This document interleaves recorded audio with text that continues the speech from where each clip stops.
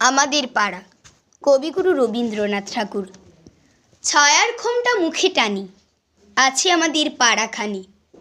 দেখি তার মাঝখানটিতে তালবন, তারি চারি ভিতে বাঁকা এক সরু গলি বেয়ে জল নিতে আসে যত মেয়ে।